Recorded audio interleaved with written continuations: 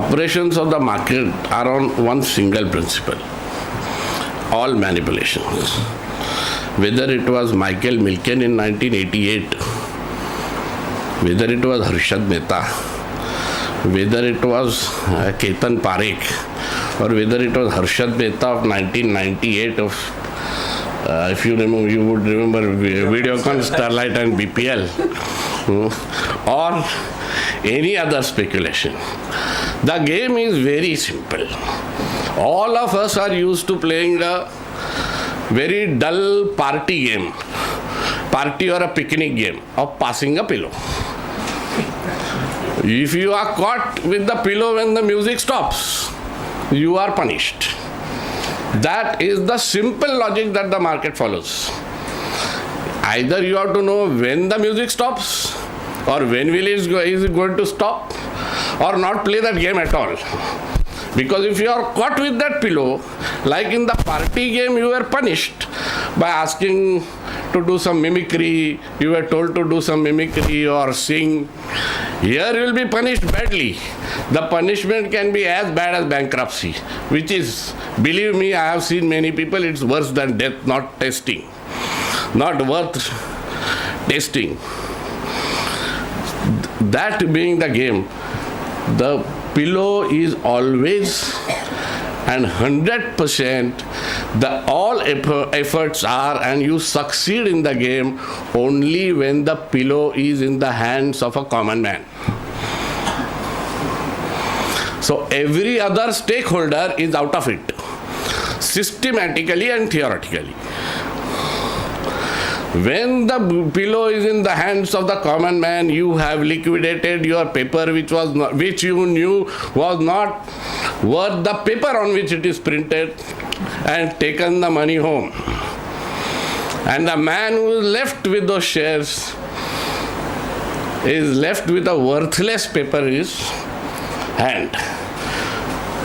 Story of most small and medium scale businesses who get quoted, for which you get tips now on SMS, now on email, now on many other WhatsApp. That time there used to be tips rotating at the chai ka thela, or in Virar local, or then it became worse. There used to be dance bars in Bombay. So some of the dance bars were famous from where people got tips for what prices are going to be tomorrow of certain shares. Moment you get that, they have a quality. You get it at the price 14. Then you say, no, I am not falling into this. This is Ganesh Chemicals. Who has heard of Ganesh Chemicals?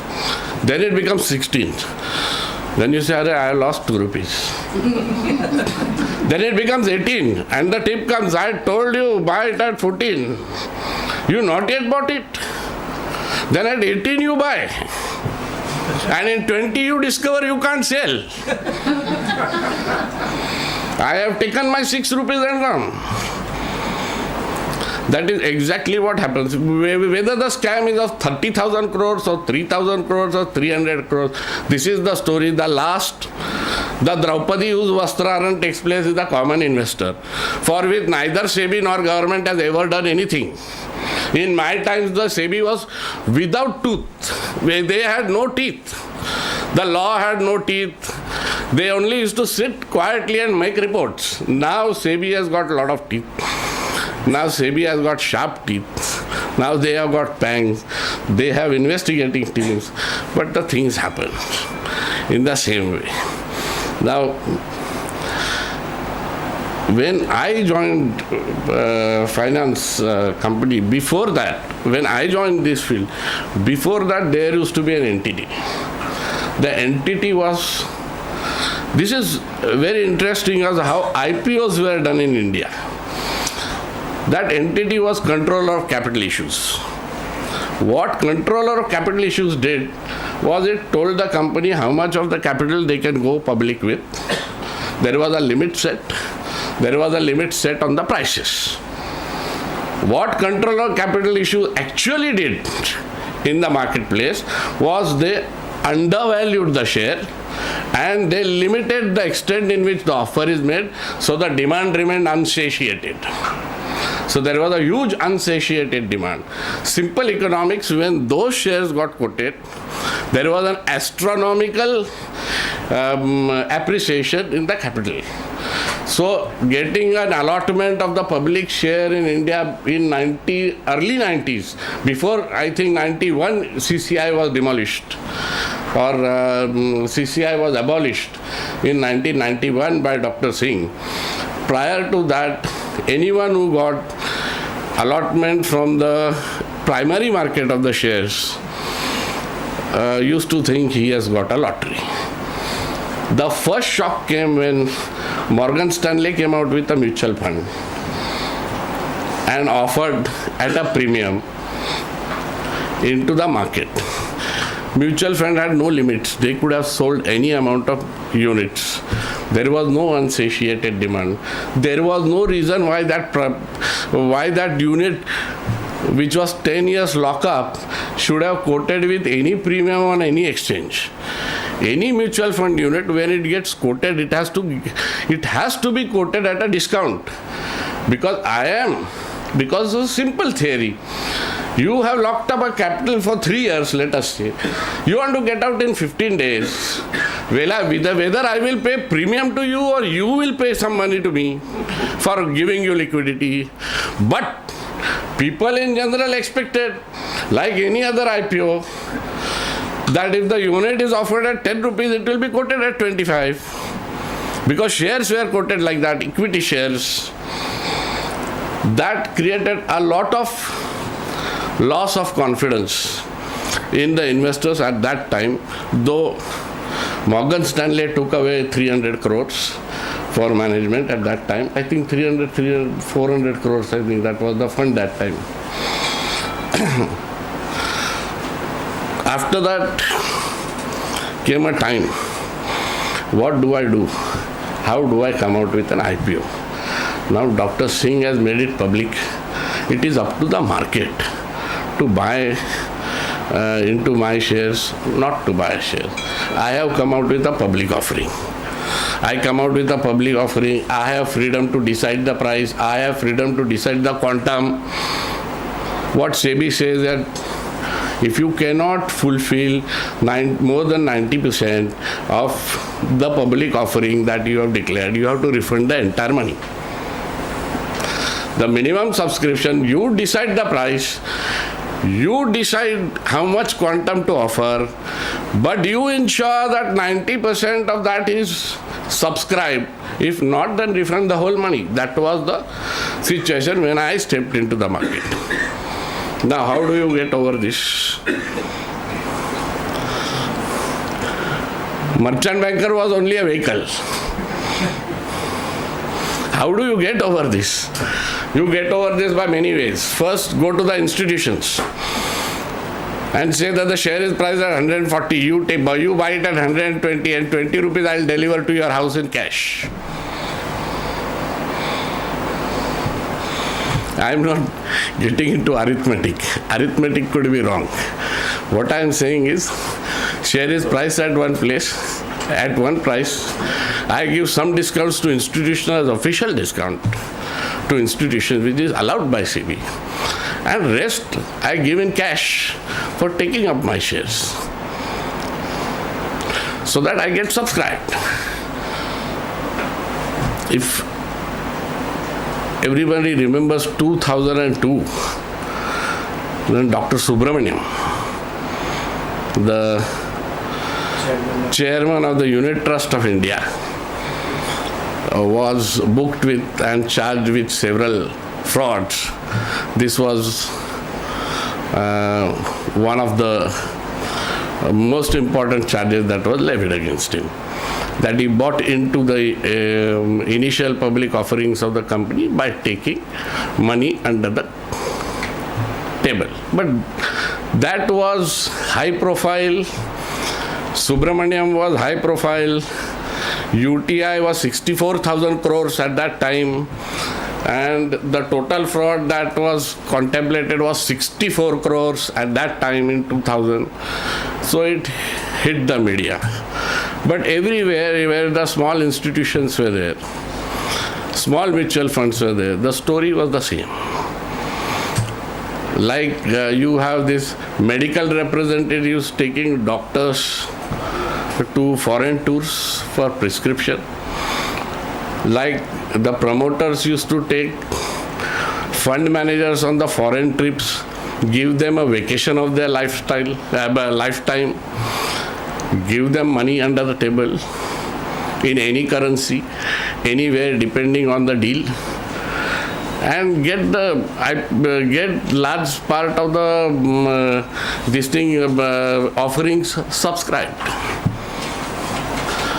Then that is not all. So there was another type of fraud in IPO. Now that I am revealing, I'll tell you everything that I have experienced. All bankers in 2000, in the years late 90s, all bankers had one thing called inter-bank reconciliation, inter-branch reconciliation. There used to be a difference of figures running in crores. In late 1990, crore meant something. Today, any deal is 40,000 crore. But that time, crore was something. You could buy 4 or 5 flats out of that in Mumbai city in 1 crore. Today, you won't manage 1 BHK anywhere near Mumbai city also. So, that kind of money used to lie in suspense account. There were parties, with or without, of course with connivance with the bankers, who bought something called stock invest out of this money. How that was done, this is not a part of my syllabus today, but it was beautifully done. And that stock invest used to be invested in the IPO. Well, this is half the story. You have got the money. You have more than 90%. You have more than 90% of the money with you. You have the SEBI's permission to keep it all. So you can keep it all. But then what happens? Then when that share gets listed, I have a lot of borrowings already. That share gets listed, I want more money. So when that share gets listed, I want the price to rise of that share. When I have price to rise, only when the price rises will the banker give me money. Because he gives me money on a percentage of the collateral security kept with him. Only when the price rises that I will tell my creditors. There were a lot of promoters who used to come with all these problems in merchant banking, that they already had debts. Then they could tell their creditors, okay, I'll give you this part of these shares now, close the books. Now how do you do that? Because to do that you require some amount of volume on the market. From where do you get the volume? From where do you get the rising prices? During that time, all this was readily available. There were teams of people who did volume for you. There was service available from certain people who said that I will take the price from 100 to 140. Then some people said, if you take it up to 140, I will take it from 140 to 200. That is my guarantee. These are my terms, this is my money. This is where, again, that pillow theory comes. Because how do you do the volume? You have to get the common man interested. Ultimately, I can keep doing volume, circular trading, what SEBI used to call circular trading. I can keep doing it. But ultimately, some common man has to get involved so that I get out of this. Because I need currency.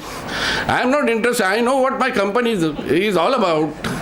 I know it was just one single room in Borivali with 2 computers and 1 person sitting there, and I am quoting the company as information technology. because that was in vogue, that was in boom. There were several companies. Why one? There were several companies who did not have an office of their own, had come out at that time because of this new globalization, and because this freedom being given that you decide the price, you decide the quantum, you do whatever you want, you only have it subscribed. There were several companies who did not even have the office of their own, but had come out with offerings of crores of rupees. Where would you go? That is where it starts. Now my purpose is not to say that the entire market is bogus. It cannot be. As I said, that the entire concept is not bogus. But when you are investing, when you are taking money out of your pocket and putting it into somebody else's pocket, there is no guarantee that it shall come back. Because as I start my book with, and I used to always tell in many audiences whenever I spoke, that when you put trust of money into somebody else, if that money doesn't come back to you, please don't blame anybody. Because the true fiduciary is God, and he does not walk on this planet. For everything else, besides vagaries of the market, which are vagaries of the marketplace, economics going bad, whether Donald Trump will come or whether Hillary Clinton will come, or there was a lot of speculation when results of George Bush's election in California was not announced. The media was saying whether it is an American election or an election in Bihar, but it happens. Even in American elections that are 15 days, the results were not announced in California, and everything was in limbo. So was the market in limbo. So those are the vagaries which are not under your control. But when you keep getting these messages, buy this at 14 rupees, buy that at 20 rupees, please think.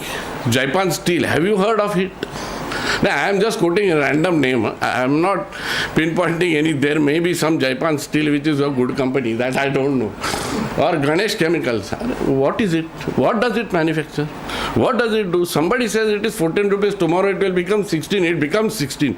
That doesn't mean it will become from 16 to 18 and 18 to 20 and 20 to 22. It may become also, but you should be able to sell. The God lies in exit. Entry anybody can take, anywhere in the world. Entry is usually free, it's a one-way street. If you do not know how to exit, you are gone. Every time in any field of life, in any department of life, a God lies in exit. Even from life, God lies in exit. We have come here, that we go on entering. So first think about an exit before you enter into any script. Exit you will get. There are unfortunately very few stocks which I found in my experience which have delivered value. For example, even speculations affect even bigger companies at times. But even had you bought ACC in the Harshad Mehta's top boom and held on to it, you would have made better money than what the banks are giving you. But that doesn't happen with other companies. That what you are left with is worthless piece of paper. And in my experience, I have seen that this leading to suicides, this leading to destruction of lives. So these are various kinds of market manipulations which I told you. At the end of the book, I have said that let us all come together and discover a method of fueling the industry, fueling the fires of industry from a capital which is not dependent on the ruthless speculation of some speculators. I would definitely like to have. I think that tomorrow's world is if you can create an economics which makes sense to Main Street without the Wall Street, that would be the tomorrow. And the man and somebody who creates that will go into tomorrow, pushing all of us into the history and the oblivion. And that is what I feel that that is the thought that I leave you with. And finally, a very good quotation from a Harvard Business Journal, Harvard Business Review, which appeared when Michael Milken was taken to jail and was sentenced to 10 years of jail. They said, there is nothing wrong in aggressive pursuit of money. There is nothing wrong in aggressive pursuit of money, but a line between ambition and malevolence is thin, and only you should figure it out. Because none, absolutely none, were ever pardoned for crossing it.